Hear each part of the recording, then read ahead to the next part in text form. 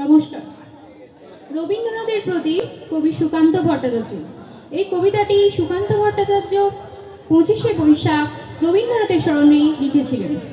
এখনো আমার মনে তোমার উজ্জ্বল উপস্থিতি, প্রত্যেক নির্ভীত ক্ষণে মর্যাদা ছড়াই যথারীতি।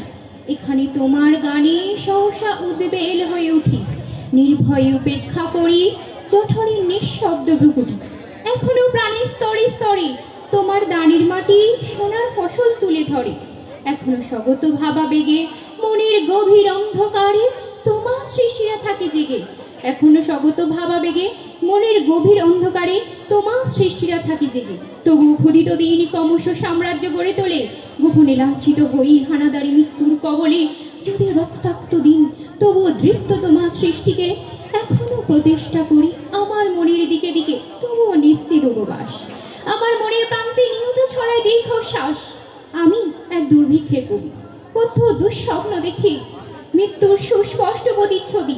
আমার বসন্ত কাটে খাদ্যের সারিতে প্রতীক্ষায়, আমার বিনিদ্র রাতে সতর্ক সাইরেন ডেকে যায়।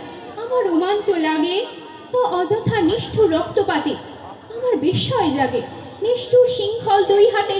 তাই আজ আমার বিশ্বাস শান্তির ললিত বাণী শোনাইবে ব্যর্থ পরিহাস। তাই আমি চেয়ে দেখি প্রতীক্ষা প্রস্তুত ঘরে ঘরে দানবের সাথে আজ সংগ্রামের তরে। নমস্কার।